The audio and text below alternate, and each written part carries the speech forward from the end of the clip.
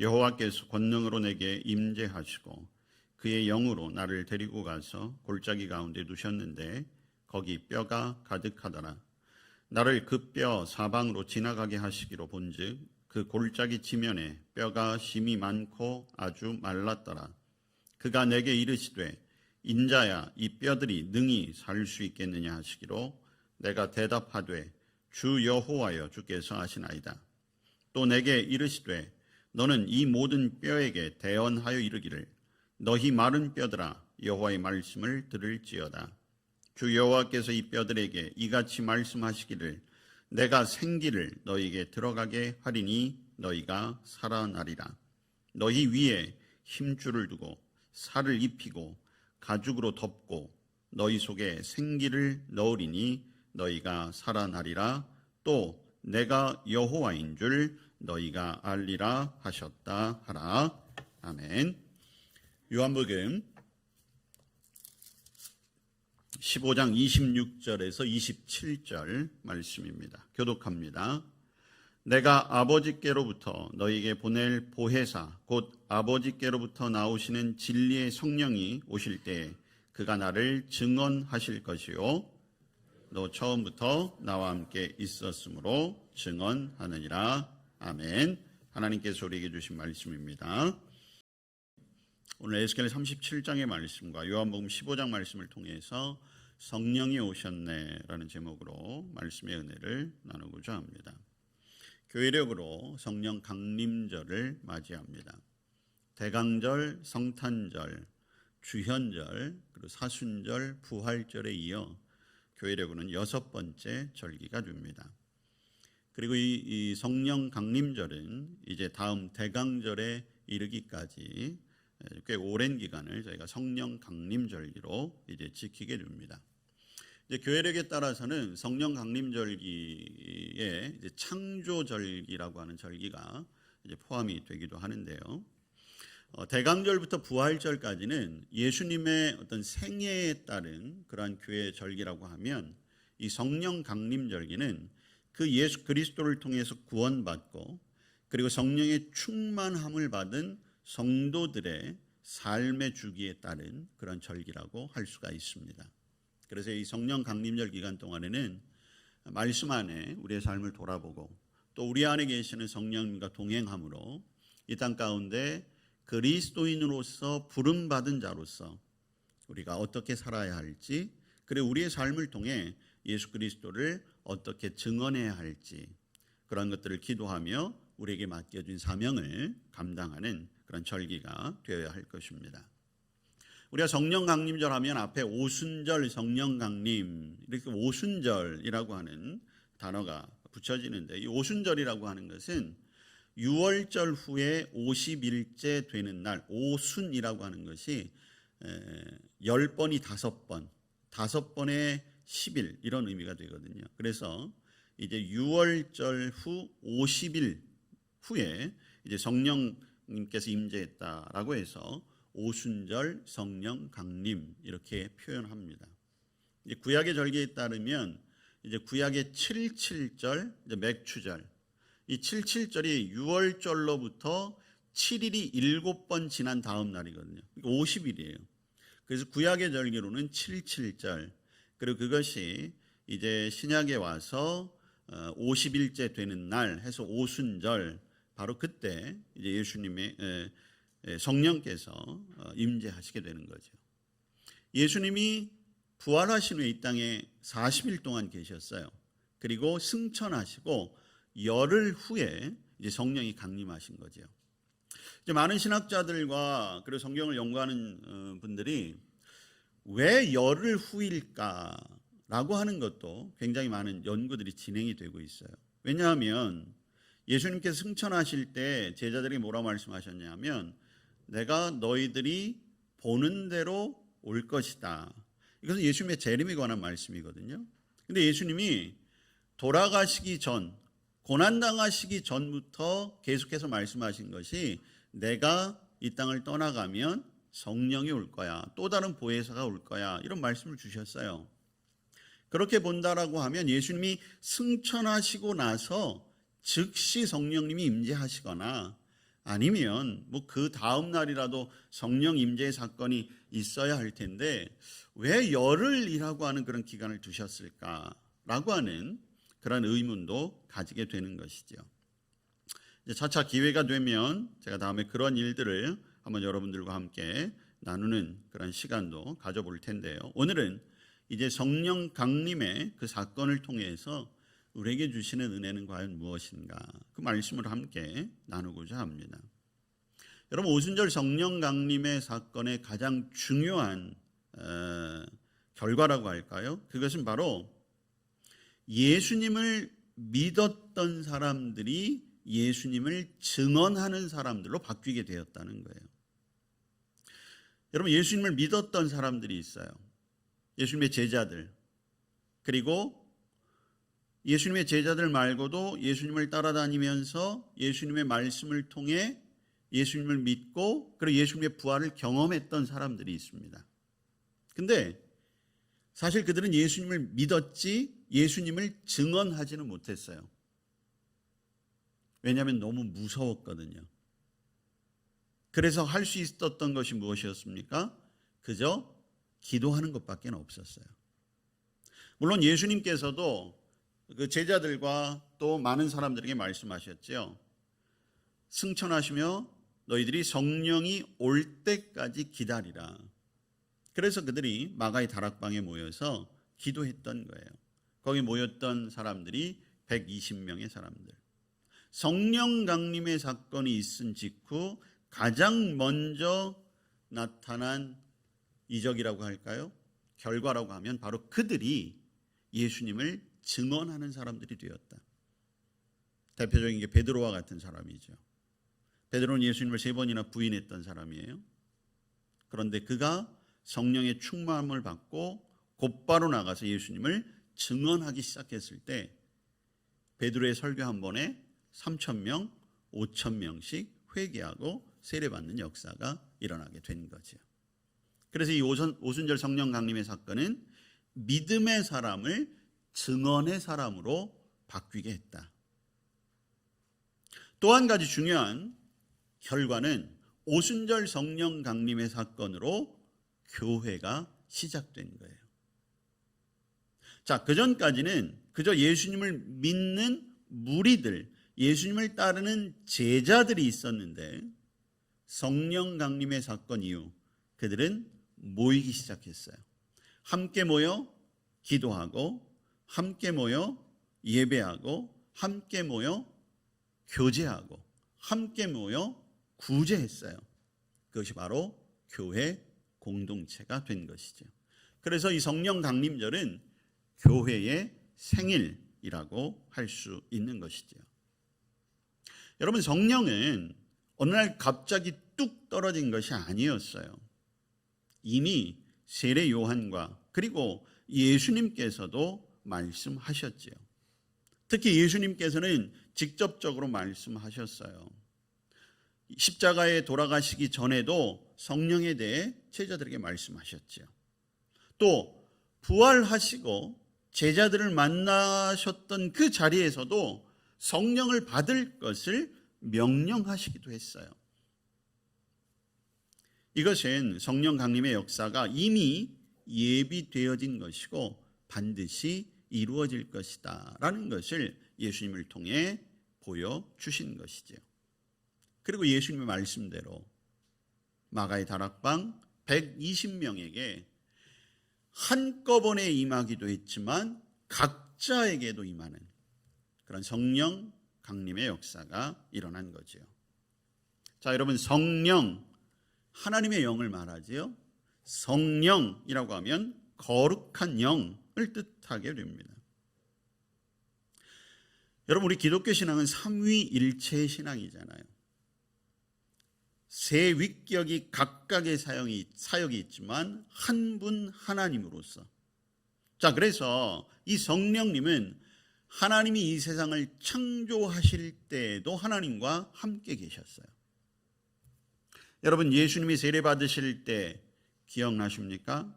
성령이 비둘기같이 임하셨어요.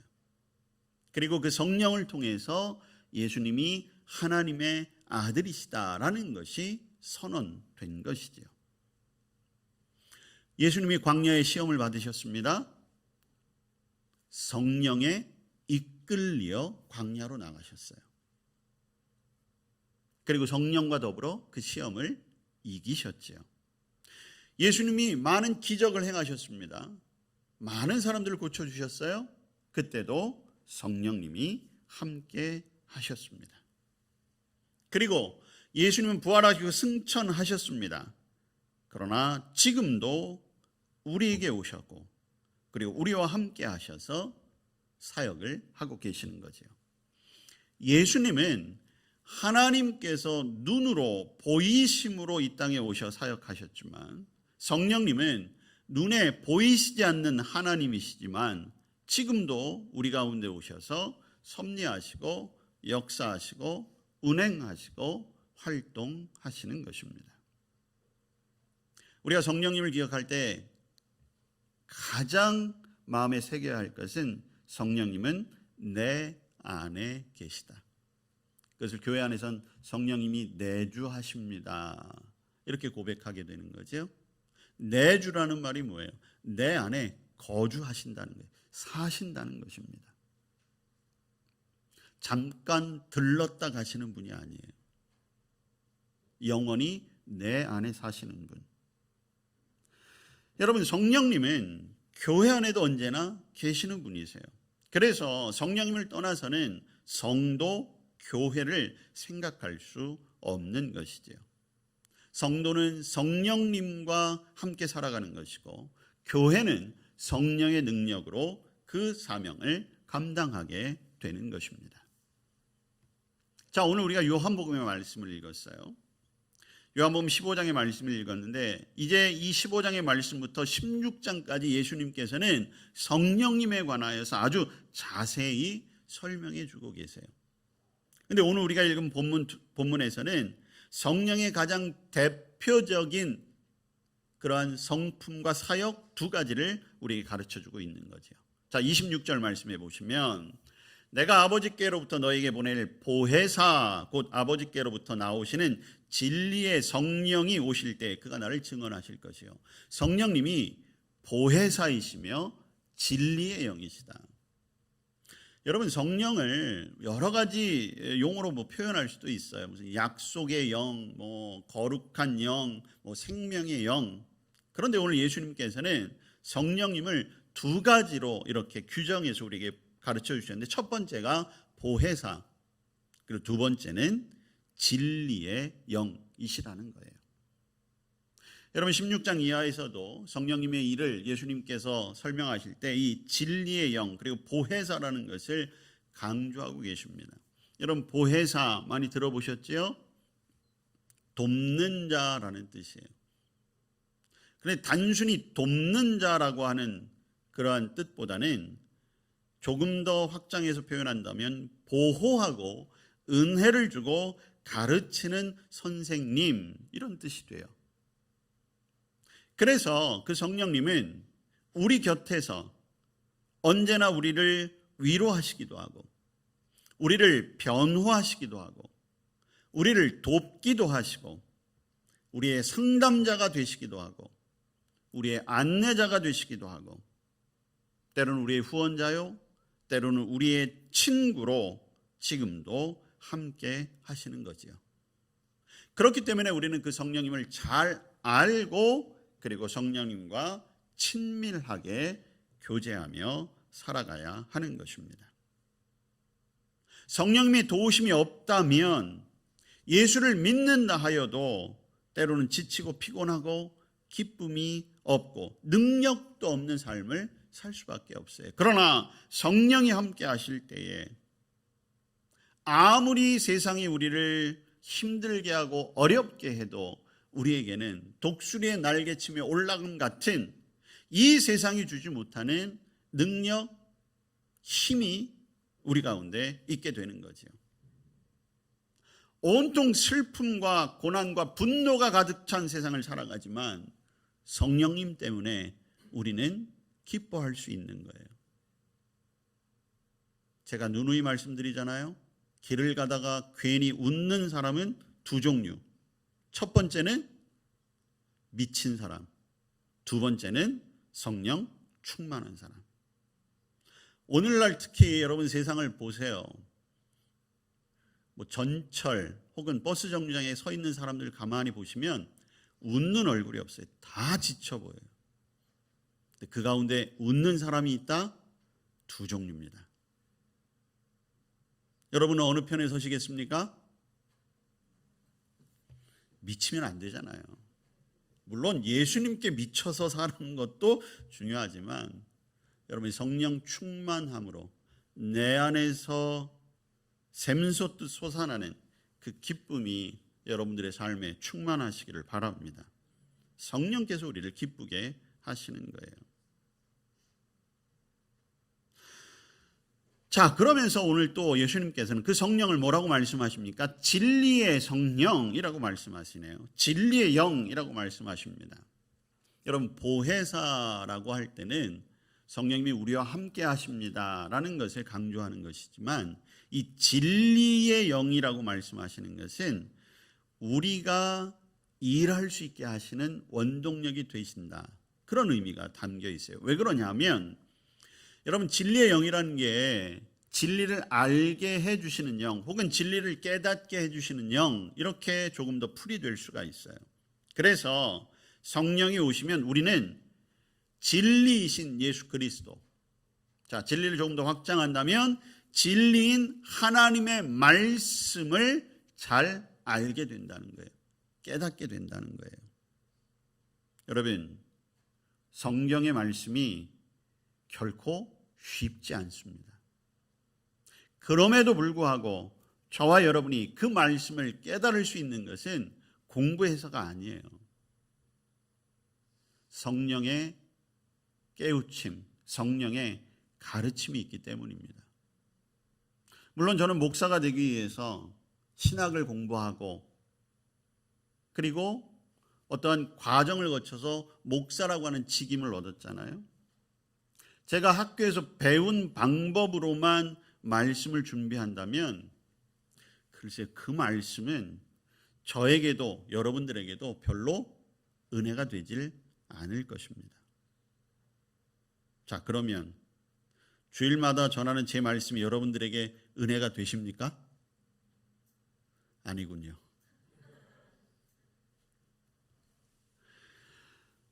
저의 말씀, 제가 전하는 말씀 가운데 여러분들이 은혜를 받는다라고 한다면 그것은 첫 번째는 성령께서 여러분들에게 그 말씀을 깨닫게 해주셨기 때문입니다. 제가 말씀을 여러분들에게 전할 수 있는 것도 성령께서 저로 하여금 깨닫게 해주시고 알게 해주시고 체험할 수 있게 해주셨기에 제가 그 말씀을 증언하는 것이죠. 거기에 제가 신학교에서 배운 방법들이 보조적인 도구로 사용되는 것이지 성령님의 인도하심이 없다면 저는 감히 여러분들 앞에 말씀을 전할 수 없을 것입니다. 여러분, 예수님께서 제자들의 곁을 떠나시게 되는 거잖아요. 승천하신다는 것은 제자들의 입장에서 보면 예수님이 떠나시는 거예요. 자, 제자들은 예수님과 3년 동안 함께 지냈습니다. 그런데 그 3년이라는 시간 동안 아직 제자들은 예수님이 누구신지 정확하게 알지 못했어요. 그러니까 예수님이 십자가에 달리셨을 때 도망갈 수밖에 없었던 거예요. 그런데 예수님께서 승천하신 후에 성령께서 보혜사로 그들에게 다시 임재했을 때, 그리고 그들에게 진리의 영으로 임재했을 때 그들에게 놀라운 일이 일어난 거잖아요. 보혜사로 오셨기 때문에 그들은 용기가 생긴 거예요. 진리의 영이 임했기 때문에 베드로를 비롯한 모든 제자들이 어디를 가든지 예수님을 선포하고 증언할 수 있는 그러한 사도들이 된 것이죠. 여러분, 그 성령께서 오늘 저와 여러분에게도 예수님을 증언하시고 깨닫게 해 주시는 줄로 믿습니다. 성령의 능력을 의지하여 여러분들이 말씀을 볼 때마다 하나님이 오늘 우리에게 원하시는 말씀을 들려주시고 여러분들로 하여금 깨닫게 해주시고 그리고 그 말씀대로 살아갈 수 있는 힘과 용기도 허락해 주실 것입니다. 또한 성령은 무엇보다도 우리에게 능력의 근원이 되며 우리를 새롭게 하는 영이 되신다는 거예요. 여러분, 그 증거가 오늘 우리가 구약의 본문으로 읽은 에스겔 37장의 말씀이에요. 이미 여러분들이 익히 잘 아시는 말씀이죠. 성령 강림절에는 우리가 함께 나누는 아주 대표적인 본문 가운데 하나입니다. 여러분, 에스겔 37장은 사실은 에스겔 선지자가 보았던 환상이에요. 환상. 근데 이 환상이 왜 보여졌느냐? 여러분, 이 환상이 보여진 건 지금부터 약 2600년 전 일이에요. 바벨론이라는 제국에 의해서 유다 백성들이 완전히 멸망당하고 포로로 끌려갔던 때, 에스겔이라고 하는 이 청년도, 여러분, 에스겔이 이 환상을 보았을 때가 30살이에요. 30살. 에스겔도 어느 날 갑자기 자기 나라가, 자기 민족이 바벨론이라고 하는 강대국에 완전히 짓밟힌 다음에 포로로 끌려간 거예요. 그래서 포로로 끌려간 땅에서 보았던 환상이 오늘 에스겔 37장의 환상이에요.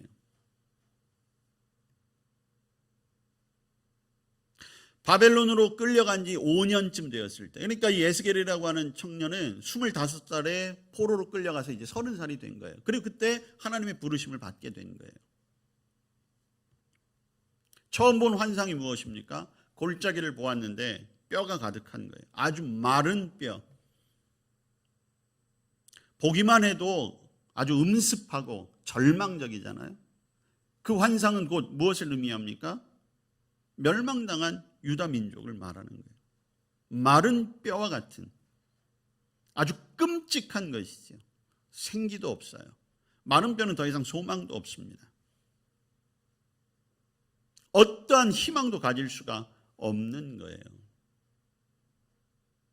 그런데 하나님이 에스겔에게 질문하잖아요. 이 뼈가 능히 살 수 있겠느냐? 만약 여러분들이 그러한 환상 속에 직면했다면 여러분들 어떤 대답을 할 수 있겠습니까? 여러분, 우리가 종종 그런 갈등에 처할 수가 있어요. 하나님을 믿어요. 믿음이 없는 게 아니에요. 그런데 어떤 상황에 직면하게 되면 우리 안에 무슨 생각이 드느냐? 아, 이건 하나님도 어쩔 수 없는 것 아니야? 그렇게 이야기하면 마치 하나님께 불경함을 나타낼 것 같으니까 그게 어떻게 되느냐? 야, 이건 믿음만으로는 안 되는 것 같아. 내 믿음으로는 될 수 없을 것 같은데? 그런 생각이 든다는 거죠. 여러분들에게도 지나온 인생 가운데 아니면 지금 이 마른 뼈와 같은 상황 속에서 여러분들이 어떤 소망도 어떤 희망도 갖지 못하는 그런 상황들 처할 때가 있을 거예요. 지금도 그 골짜기 중간에 서 있는 그런 상황을 경험하는 분도 분명히 계실 것입니다. 그런데 그때 하나님이 이렇게 말씀하시잖아요. 5절 말씀해 보시면 주 여호와께서 이 뼈들에게 이같이 말씀하시길 내가 생기를 너희에게 들어가게 하리니. 여기 이 생기라고 하는 것은 하나님께서 최초의 인간을 만드시고 그 코에 생기를 불어넣으셨다고 했잖아요. 그 생기와도 마찬가지예요. 오순절 성령의 강림, 그때 내려졌던 그 영이 바로 이 생기인 것입니다. 그리고 오늘 읽지는 않았지만 7절 후반절에 보면 그 생기가 들어간 직후 어떤 일들이 일어났는가 아주 자세하게 기록이 되어 있잖아요. 형체를 알아볼 수 없을 정도로 흩어져 있던 것들이 서로 뼈가 맞아 들어가고 그 뼈에 살이 덮이고 그리고 거대한 군대가 된 것입니다. 바로 하나님의 백성의 회복을 말하는 것이죠. 여러분, 오늘 마른 뼈와 같은 우리의 영혼, 우리의 일상의 삶 회복시키실 수 있는 분이 바로 성령님이십니다. 에스겔의 환상이 곧 나의 환상이 되기를 원합니다. 기도하는 자들에게 하나님께서는 동일한 은혜와 그리고 기적을 주실 줄로 믿습니다. 하나님은 이 세상을 사랑하시죠. 죄인들을 사랑하셨습니다. 그래서 하나님의 아들을 이 세상에 보내주셨죠. 그리고 성령을 또 이 세상에 보내셨어요. 예수님을 보내주셨기 때문에 저와 여러분은 죄사함과 구원을 얻게 된 거예요. 성령님 때문에 오늘 저와 여러분은 거듭남, 회복, 기쁨, 그리고 승리의 환희를 맛보게 된 것입니다. 예수님의 십자가의 사역의 완성은 바로 성령께서 이 땅에 오심으로 된 것이에요. 왜냐하면 만약 성령님이 오시지 않았더라면 십자가 사건은 그저 사건으로 남았을 거예요. 옛날에 있었던 사건으로. 그런데 성령님이 오심으로 말미암아 그것은 단순히 기록된 사건이 아니라 모든 사람들의 심령을 움직이고 감동케 하고 생명력 있게 살게 하는 그런 능력으로 바뀌게 된 것입니다. 여러분, 성령은 하나님의 영이에요. 성령은 예수님의 영이십니다. 그럼 우리는 지금 성령을 사모해야 하는 거예요. 그런 구분들을 하시는 분도 계시잖아요. 구약은 성부 하나님의 시대이고 신약은 성자 예수님의 시대이고 지금 현대는 성령 하나님의 시대이다.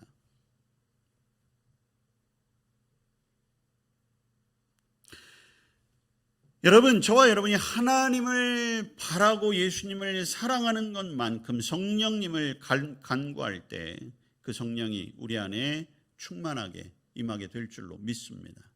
그런데 사실은 그보다 먼저 우리가 잊지 말아야 할 것은 이미 그 성령께서 우리 안에 계시다는 거예요. 우리 안에 내주하고 계시다. 우리를 어둡게 하는 그런 어떤 영적인 그림자들, 우리 안에 있던 여러 가지 응어리들, 우리 안에 도사리고 있는 여러 가지 불안과 두려움, 공포, 절망, 불확실한 것들, 그것을 성령께서 소멸시키실 것입니다. 여러분, 인간은 근본적으로 영적인 존재예요. 비록 우리가 이 땅에 발을 딛고 현실을 살아가긴 하지만 그러나 이 현실을 뛰어넘을 수 있는 가치와 의미, 진리를 발견해야 하는데 그것이 바로 예수님 안에 있는 것입니다. 여러분, 성령의 사람이 된다는 것은 예수님의 사람이 된다는 거지요. 예수님의 사람이 된다는 것은 말씀의 사람이 된다는 것입니다. 말씀 안에 지혜와 생명과 진리와 평안이 있어요. 예수님을 더 사랑하는 것, 예수님의 모습을 알아가는 것, 예수님과 함께 대화하며 인생에 대해 묻고 대답을 하는 것, 그냥 저와 여러분이 습관적으로 주님을 사랑합니다, 내가 주님께 감사합니다, 내가 주님께 영광 돌리길 원합니다, 이것이 아니라 진정으로 내 안에서 그런 고백이 있을 때에 성령께서 오늘도 저와 여러분의 삶에 함께 하실 줄로 믿습니다. 특히 우리의 다음 세대들, 오늘 이제 청년주의를 맞이하고 있는데 우리의 자녀 세대들이, 새벽 이슬과 같은 우리의 청년들이 성령의 충만함에 그리고 그 성령의 능력을 경험하며 살아갈 수 있기를 이 시간 간절히 원합니다. 세상은 점점 성령을 거부하고 성령을 부인하고 성령을 회피하는 시대가 오고 있어요. 그러나 우리의 자녀들이 다른 것에 매여 있고 다른 것에 묶여 있는 것이 아니라 성령 안에 살아가게 될 때 그들을 통해 놀라운 하나님의 역사가 일어나게 될 것이고, 그들을 통해 우리의 가정과 우리의 교회와 우리의 민족과 나라들이 분명히 변화될 수 있을 것입니다. 오늘 예배에 참석한 여러분들이 먼저 성령과 동행하고 성령의 충만함을 간구하는 성도들 다 되시길 바랍니다. 우리의 마음을 다시 한번 열어 성령님의 역사하심을 사모하며 살아가시길 바랍니다. 여러분들의 자녀들, 여러분들의 후손들, 그들이 성령의 역사 가운데, 성령의 임재 가운데 기쁨을 맛보고 감사의 삶이 되고 어디에 가서든지 성령의 능력을 나타낼 수 있는 그러나 하나님의 사람들이 될 수 있도록 여러분들이 기도하시고 그들을 도와주시기를 바랍니다. 진리의 영 안에서 보혜사 되신 성령님 안에서 저와 여러분의 삶이 새로워지게 될 줄로 믿습니다. 성령 강림절기가 시작되었습니다. 보혜사이시며 진리이시며 생명이신 성령님과 함께 하루하루 기쁨과 감사와 능력의 삶을 살아가시기를 축복합니다. 아멘. 성령을 통하여 다시 주님을 경험하게 하시고 하나님의 뜻을 알게 하셨습니다. 성령의 능력으로 우리를 새롭게 하신 줄로 믿습니다. 성령과 동행하는 하루하루가 되게 하여 주옵소서. 예수님 이름으로 기도합니다. 아멘.